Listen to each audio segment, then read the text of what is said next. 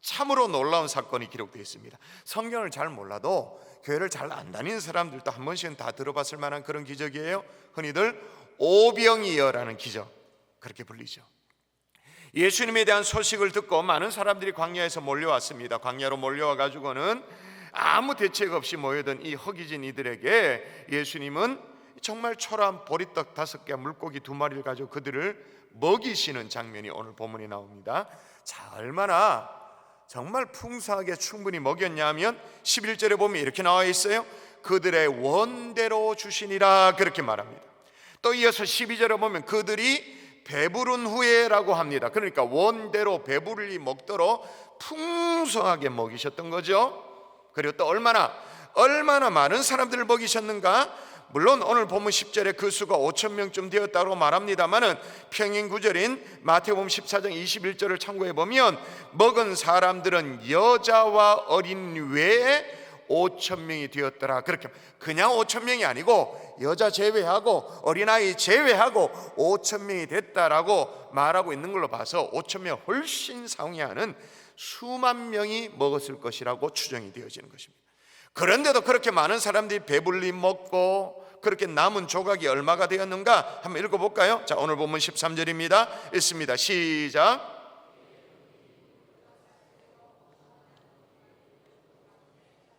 예, 12바구니에 찰 정도로 정말로 놀라운 일들이 벌어졌잖아요. 자, 한번 생각해 보세요. 만일에 우리 인간의 힘으로 수만 명을 먹이려면 얼마나 힘들겠어요. 우리 얼마 전에 특세를 해봐서 다 아는 거 아니겠습니까? 여러분, 특세 아침마다 정말 우리 교회는 장관이죠. 저는 그게 너무 흐뭇해요. 아이들이 좋아가지고 팔짝팔짝 뛰어다니면서 왜 너네 새벽에 나왔냐 그러면 저는 목사의 마음에는 예배가 좋았어요 뭐 이런 걸 기대합니다만은 그런 대답은 아니에요. 아이들은 그게 아니고 엄마랑 아빠랑 아침 먹잖아요. 엄마랑 아빠랑 하루 종일 일주일에 아침 먹잖아요. 그게 좋아가지고 팔짝팔짝 뛰는 애들 보면 사실 현대인의 삶에 일주일에 가도 엄마 아빠랑 식탁에 같이 밥을 못 먹잖아요. 아침에 먹나요 여러분? 정말 은혜가 있는 집안이죠.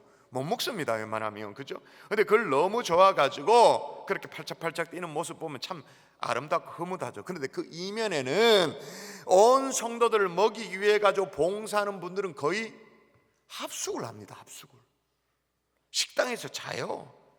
그래야 그 일들을 쳐낼 수가 있기 때문에 그래요. 그런 것만 그런가요? 노동력만 그러냐? 아니에요. 한 끼의 식사를 준비하게 들어가는 재정은 무려 300만 원이 들어가요. 한 끼 아침 먹는 거. 자, 그것도 우리 교회 식당을 가보신 분들 다 아시죠? 배식 받을 때 창구 너머에 이렇게 보시면 아시죠? 반납하실 때 창구 너머 보시면 아시잖아요. 우리 교회 식당은 웬만한 부엌 장비를 다 갖춰놨어요. 우리 교회 소스로 국을 끓이면 그 몇 명분 먹죠 그게? 하여튼 뭐 이따만은 막 이런 거, 그죠? 그런 장비를 다 갖추고 있는 부엌에서 또 역할 배정을 받은 봉사자들 다 있고 그 식기 세척기 같은 게 컨베이어 벨트 막 돌아가잖아요. 그렇게 이제 다 준비된 상태. 그런데 말이에요, 보통 특세 아침을 먹을 때 말이에요, 이제 출근을 빨리 하는 사람 제외하고 그냥 가는 사람을 제외하고 보통 아침마다 2,000명이 식사를 합니다. 그런데 2,000명이 먹는데도 그런데도 불구하고 수만 명을 먹인다. 그것도 광야에서 아무것도 없는 데서, 그것도 배불리 먹인다. 먹고 남은 조각이 12강줄이다. 이야. 그런데 예수님은 정말로 보잘것없는 이 오병이어 5개의 물고기, 또 5개의 떡과 물고기로 2마리의 물고기로 정말로 많은 사람들을 배불리 먹도록 남기도록 하나님이 하신 줄 믿습니다. 할렐루야. 참 놀라운 일이 벌어졌어요. 그리고 그 다음 날이 사람들이 오병이어를 봤잖아요. 체험하고는 더 많은 사람들이 막 예수님을 따라 붙은 거예요. 근데 그렇게 따라 붙은 사람들을 바라보면서 예수님이 뭐라고 말했냐, 이상한 얘기를 하고, 이게 오늘 설교 본문이 사실 됐어야 돼요. 자, 이거 한번 읽어볼까요? 이상한 얘기를 합니다. 자, 예수님 뭐라고 말하냐 읽어봅니다. 시작.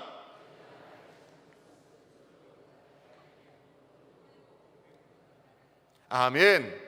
이상한 얘기를 합니다. 표적을 본 것이 아니래요. 다른 말로 기적을 본 것이 아니래요.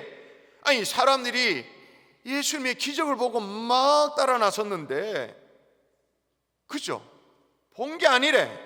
오병이어로 5,000명을 넘도록, 아니 수만 명을 넘도록 먹이신 걸 봤기 때문에 따라 붙었는데 본 게 아니래요. 그럼 표적을 제대로 본 게 아니래. 떡 쪼가리 몇 가지 얻어먹었고 따라 나선 거지, 그렇게 말하는 거예요. 그러면 여러분, 사람들이 봤다는 이 표적은 뭐고, 예수님이 말하는 봤어야 한다라는 그 표적은 뭘까요? 이 괴리감이 있는 거예요. 오병이어를 통해서 반드시 사람들이 봤어야 하는 게 뭐냐는 거예요. 본 게 아니라고 말하니까 주님이 지금, 실은 조금만 우리가 신앙생활을 했다면 오늘 본문요, 눈 감고도 다 꿰는 본문입니다. 우리가 설교를 들어서도 이걸 몇 번 오늘 본문을 가지고 들었을까요? 신앙생활하는 동안. 그런데 오늘 저는 오병이어 표적 바로보기라는 제목으로 모든 선입견을 내려놓고 오병이어를 통해서 뭘 바라봐야 되는가, 오늘 제대로 우리의 눈이 열리는 저와 여러분 될 수 있기를 주 예수 이름으로 축원합니다. 자, 사람들이 진짜 봤어야 될 표적이 뭐냐? 생명의 떡을 봐야 한다는 거예요. 여러분, 최고의 과학자로 그 실력을 인정받으면서 또 인품도 존경받았던, 신앙까지 존경받았던 분이 한 분 계세요. 올 6월 달에 소천하셨죠. 참 아까운 분인데, 전 한동대 총장이었던 김영길 총장님이 돌아가셨습니다. 올 6월 달에 돌아가셨는데, 대한민국 최초의 기독교 대학이라고 일컬어지는 한동대를 정말로 믿음으로 잘 끌었던 분이죠. 그럼 처음부터 그리스도인은 아니었어요.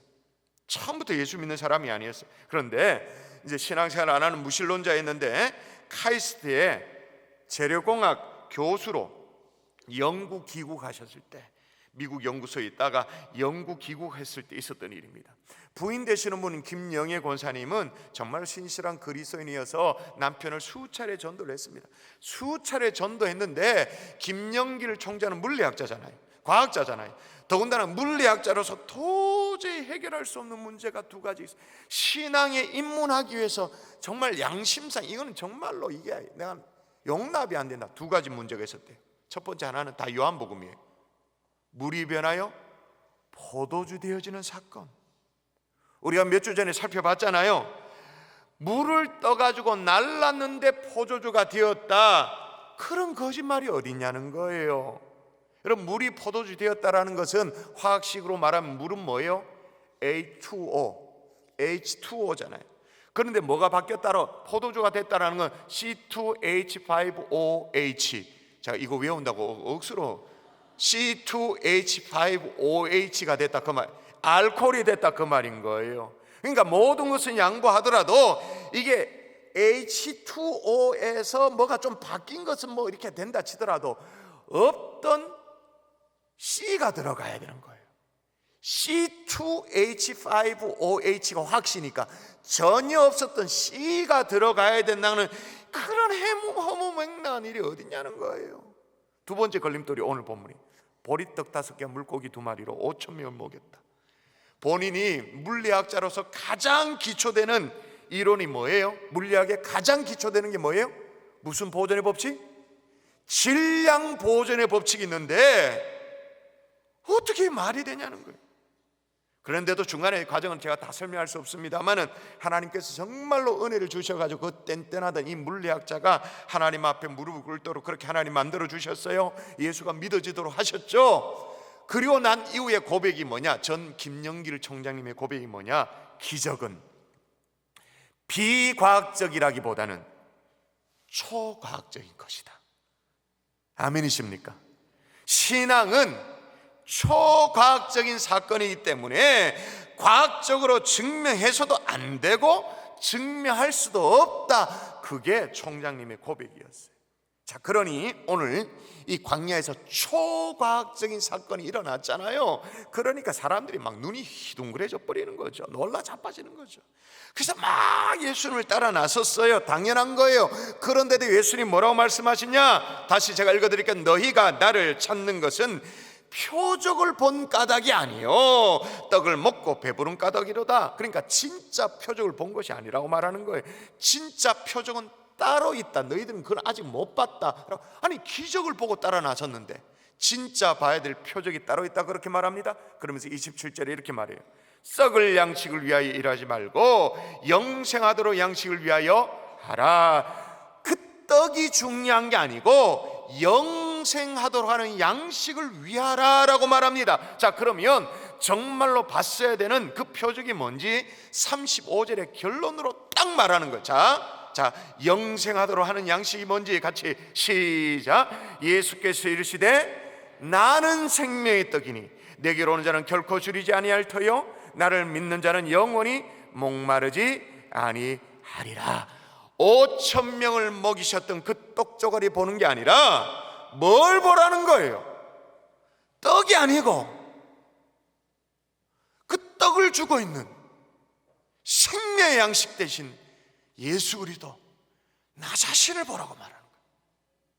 자, 그러므로 떡 5개 물고기 2마리로 5,000명을 먹였다고 우와 감탄하고 막 우와 초과학적인 일들이 벌어졌다 박수 치는 것이 아니고 사실은 뭘 봐야 된다고요?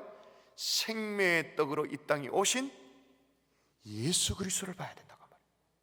생명의 떡으로 이 땅에 오셔서 그의 몸을 십자가에 내어 주심으로 말미암아 5,000명이 아니라 누구든지 주의 이름을 부르는 모든 자에게 구원을 얻도록 하시는 예수 그리스도, 그분을 봤어야 한다 그 말인 거예요. 여러분, 그분을 보고 계신가요? 여러분 신앙생활하면서 생명의 떡으로 이 땅에 오신, 그리고 십자가의 죽으심으로 말미암아 누구에든지 구원을 얻도록 하시는 예수 그리스도를 보면서 신앙생활 하십니까? 그러므로 여러분 오병이어는 단순히 배고픈 사람을 먹인 사건이 아니에요. 불쌍한 사람 우리 주님이 도와줬다 그 얘기야. 질량 보존의 법칙을 깨고 물질이 막 늘어났다 뻥튀기 됐다 그 얘기가 아니에요. 여기 광야에 허기진 채 방치되었듯이 세상에 영적으로 굶주리고 쓰러져 있는 영혼들에게 생명의 떡을 전해주는 영혼을 살리는 얘기가 오병이어 사건이에요.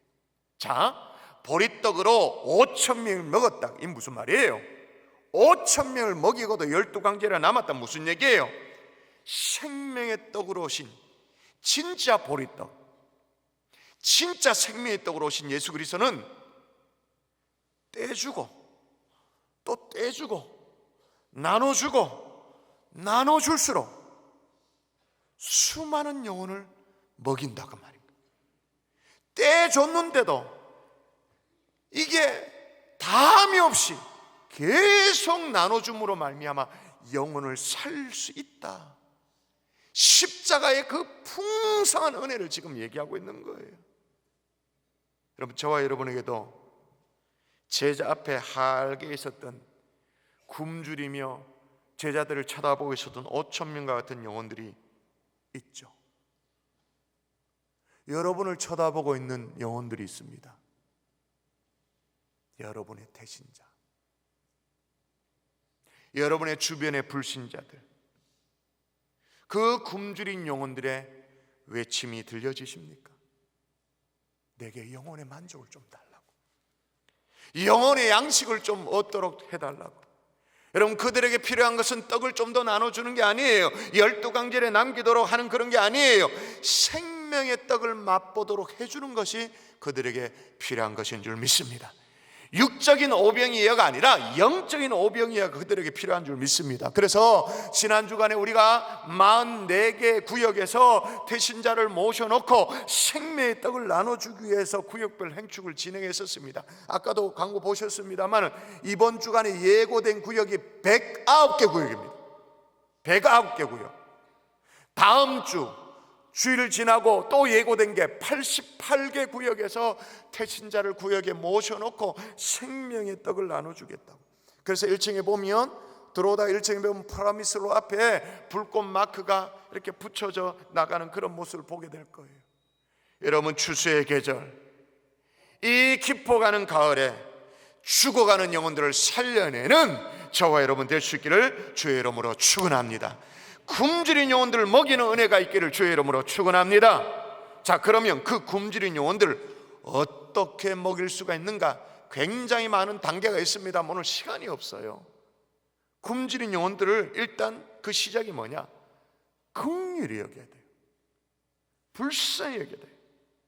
여러분, 예수님이 5,000명을 먹이신 것도 왜 그들에게 먹이셨는가? 5절에 보니까 눈을 들어 무리를 보시고 라고 말하는데, 그냥 보신 연민의 정을 가지고 정말 불쌍히 여기는 거예요. 이때 주님의 마음을 구체적으로 볼 수 있는 성경이 똑같은 사건을 기록하고 있는 마가복음 6장에 보면 이렇게 나옵니다. 여러분 읽어볼까요? 예수께서 나오사 읽도록 합니다. 시작.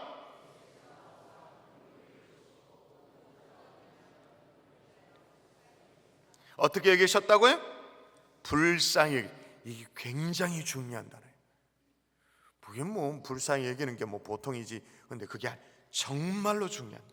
신약 성경에 불쌍히 여기다라는 이 말은, 긍휼히 여기다라는 말은 헬라어로 스플랑크니조마이라는 말이에요. 좀 말이 어렵죠? 스플랑클리조마이.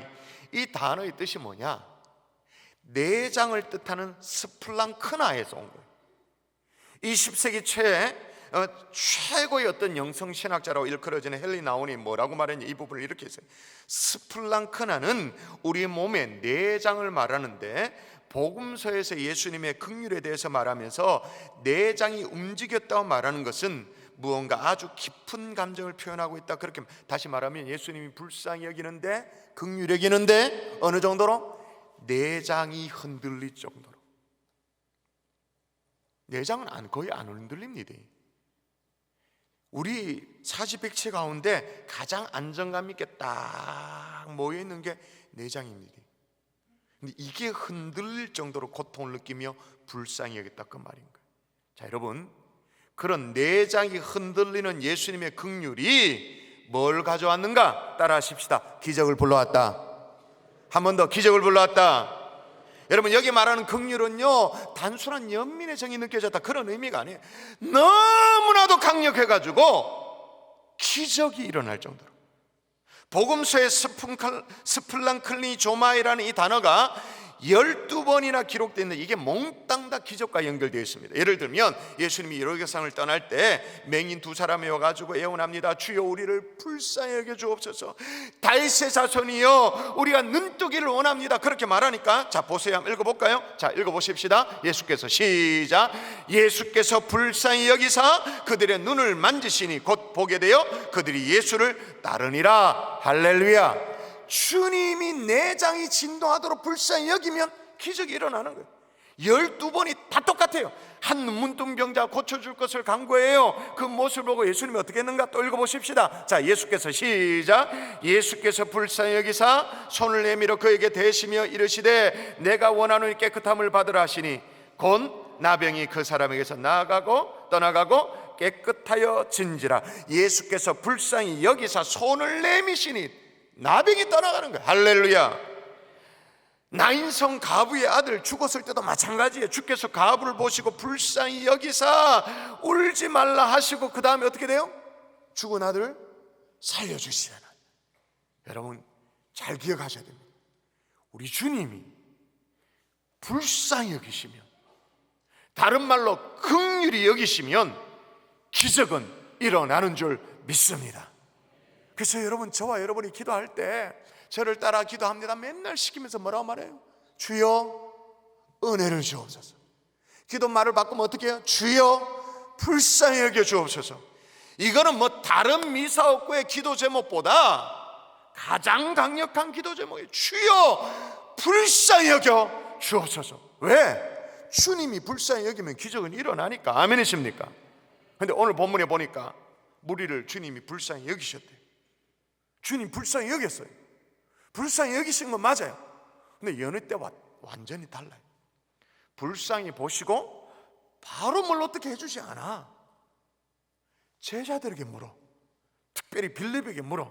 자, 뭐라고 말하냐면 빌립이라는 제자에게 우리가 어디서 떡을 사서 이 사람을 먹이겠느냐라고 물어요. 왜 이렇게 묻죠? 우리 주님이 왜 이 사람들을 어디서 우리가 떡을 사서 먹이겠냐 물어요. 물으신 의도가 6절에 나옵니다. 6절 여러분 읽어볼까요? 자, 그렇게 왜 물었는가? 주님의 의도가 뭐냐? 시작.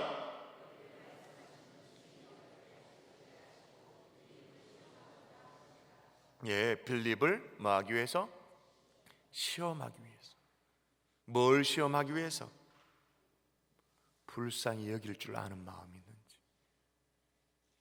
나는 저들이 불쌍한데, 나의 제자라고 쫄쫄쫄쫄 따라다니는 이 제자들이 나와 똑같은 마음으로 불쌍히 여길 줄 아는지, 굶주린 영혼들을 보면 긍휼히 여길 줄 아는지, 우리 식으로 말하면 아직까지도 예수를 알지 못하고 추구하는 영혼, 혼자 허우적거리고 있는 영혼, 그 영혼들, 그 가련한 영혼들 긍휼히 여길 줄 아는지 물어보는 거예요. 근데 빌립은 뭐라고 대답했다고요? 빌립이 대답하되 각 사람으로 조금씩 받게 할지라도 200데나리온 떡이 부족한 계산하고 앉아 있는 거예요. 여러분, 긍휼히 여기는 마음이 있으면 계산을 하지 않아요. 그런데 긍휼히 여기는 마음이 없으면 계산기부터 두드려 가능성 여부를 따지게 되죠. 여러분, 계산하기 시작하면요, 우리가 아무것도 못합니다. 예를 들어서 여러분, 미국에서 한 아이를 양육하기 위해서 17세까지 양육하는데 얼마나 경비가 드는가를 조사를 해봤대요. 몇 년 전에 통계인데, 몇 년 전에 통계인데도 그 불구하고 그 한 아이를 양육하게 드는 돈이 20만 4천 달러. 20만 4천 달러 그러면 우리나라로 2억 4천 뭐 좀 넘죠? 그렇게 되겠죠? 대학까지 시킬 경우에는 어떻게, 여기 2만 4천 불이 더 지출되어져 가지고 대략 25만 달러, 그러니까 뭐 한 3억 정도 우리나라 돈 그렇게 드는 거예요. 그럼 우리나라는 얼마가 드는가? 자, 보건사회연구원에서 조사를 했는데 한 아이의 양육비가 대략 1억 7,334만 원.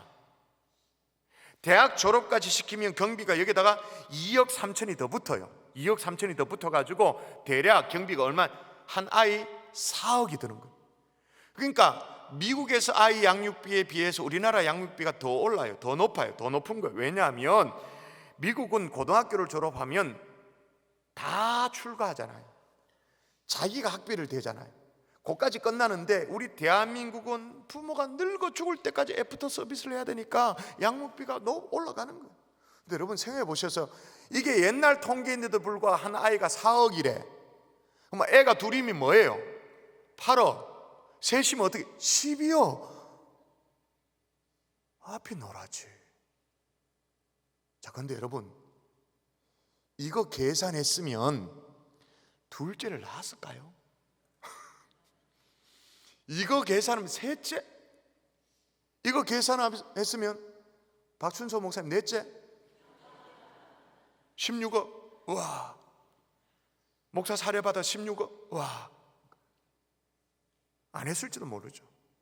심지어 다른 제자들은 마태복음 보면 뭐라고 말했냐면, 제자들이 나와 이르되 무리를 보내어 마을에 들어가서 먹을 것을 사 먹게 하소서, 지 앞가림 지가 하게 하소서, 그렇게 말해요. 우리는 책임 못 진다는 거예요. 각자 알아서 각자 도생하도록 그렇게 하소서라고 제자들이 얘기하는 거예요. 우리도 한 번씩 그렇게 말합니다. 우리를 쳐다보고 있는 공허한 영혼들, 예수 믿지 않고 세상에 방하고 있는 수많은 영혼들, 주님 만나지 못해 죽어가는 영혼들을 향해서 우리가 복음을 전하기는커녕 나는 못합니다. 다른 믿음 좋은 분들, 전도 잘하는 분들, 교회가 해줘야 되지. 교회 목사님이 신방와서 한번 시게만 한번 해줘야 되지. 나는 생명 살리는 일하고는 그건 못합니다 라고 말합니다. 그런데 주님은 뭐라고 말씀하시느냐? 마태복음 14장 16절 똑똑히 읽으셔야 됩니다.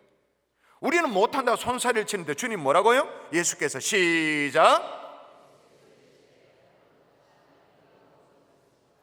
딴 데 보내고 할 것이 아니라는 거예요. 네가 해라. 가란 영혼, 굶주린 영혼 네 눈에 보이면 네가 먹을 것 줘라. 네가 전하고 네가 살려내라.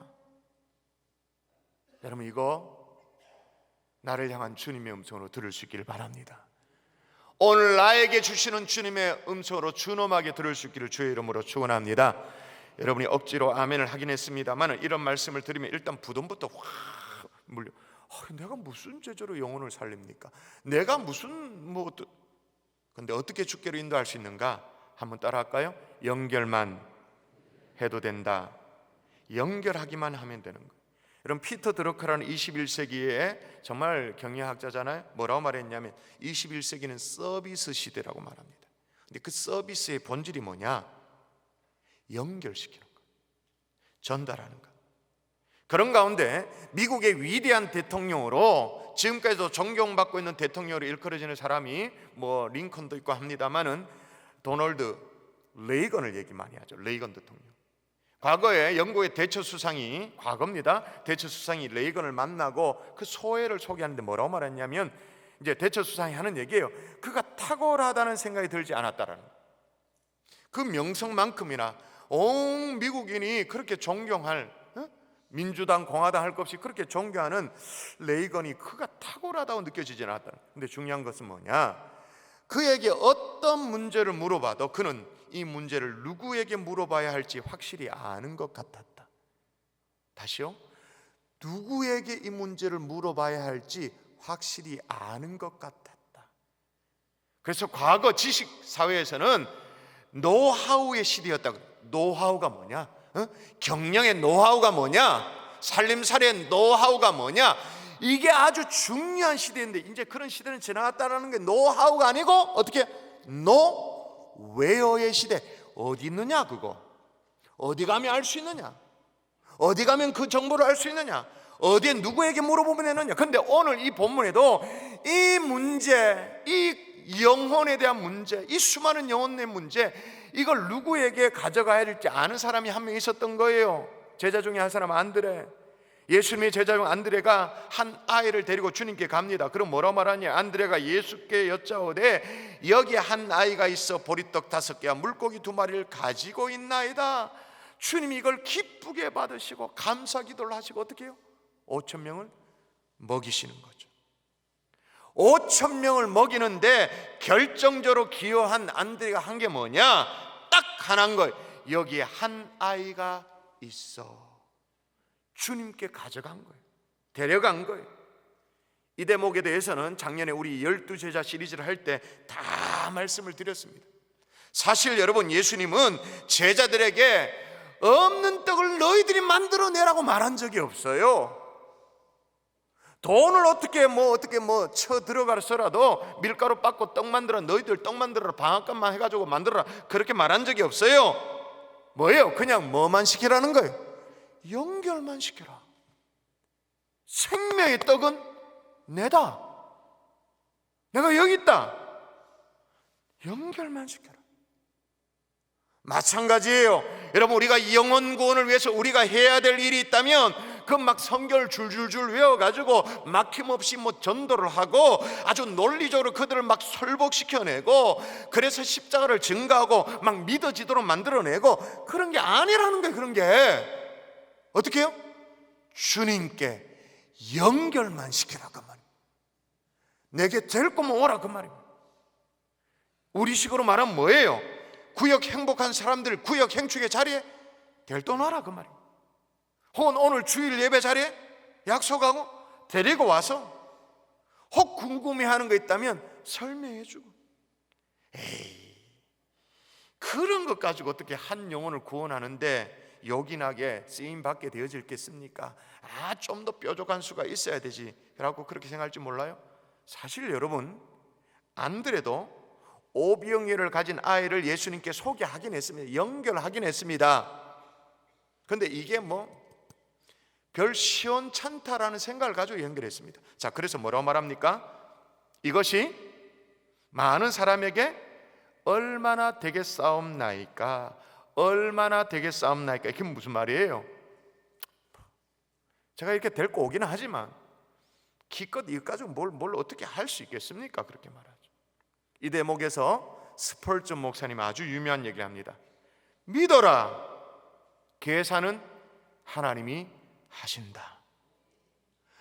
이게 얼마나 될지 안 될지 그건 네가 해야 될 일이 아니다. 너는 그거 고민하는 게 아니고, 경우의 사실을 따지는 게 아니고, 계산하는 게 아니고, 그냥 주께 연결시키면 역사는 주님의 몫이라는 거예요. 주님이 알아서 하신다는 거예요. 아멘이십니까? 할렐루야. 말씀의 결론을 맺도록 하겠습니다. 여러분, 진짜 봐야 될 표적이 뭐라고 하시는지, 자, 요한복음 6장 51절 한번 같이 나는 한번 읽어볼까요? 같이 읽습니다. 시작. 나는 하늘에서 내려온 살아있는 떡이니 사람이 이 떡을 먹으면 영생하리라. 내가 줄 떡은 곧 세상의 생명을 위한 내 살이니라 하시니라. 그러니까 주님이 오병이어의 기적을 통해서 우리에게 보여주시고 싶은 게 뭐냐? 많은 사람 먹여 살렸다 그 얘기가 아니고 생명의 떡인 내 살, 이거 소개하고 싶은 거예요. 그래서 우리가 다음 주에 이 영적인 맥락을 따라서 다음 주에 우리가 뭘 합니까? 생명의 떡 대신 예수 그리스도를 기념하기 위해서 우리가 뭐 합니까? 성찬식을 하게 되어지죠. 다시 말씀드립니다. 오병이어의 기적은 단순히 배고픈 사람 많이 먹여 살렸다 그 얘기가 아니에요. 질량 보존의 법칙을 깨뜨리고 물질이 늘어났다 그 얘기가 아니에요. 광야에 허기진 채 방치되어 있듯이 세상의 영적으로 굶주려 쓰러져가는 영혼에게 생명의 떡을 전해주는 복음 전도의 사명을 가르치고 있는 게 오늘 본문인 거예요. 생명의 떡 대신 예수 그리스도 떼주고 또 떼주고 또 떼주고 또 나눠줬는데도 또 영혼들을 살릴 수 있는 그 생명의 떡. 여러분, 이 일을 위해서 생명의 대신 예수 그리스도를 아직 모르고 영적으로 굶주려 죽어가는 영혼들을 여러분이 불쌍히 여길 수 있기를 주의 이름으로 축원합니다. 우리 주님은 이미 불쌍히 여깁니다. 근데 빌립더로 묻잖아요. 너희들이 먹이라. 왜? 제자라고 하는, 나를 믿는다고 하는 너희들이 정말로 내 마음처럼 영혼을 불쌍히 여기는지, 대단한 거 하라고 말한 게 아니에요. 떡 만들라고 말한 게 아니, 뭘 논리적으로 설복시키라고 말하는, 연결만 시켜라. 이것이 바로 오병이어 표적이 우리에게 주시는 메시지인 것입니다.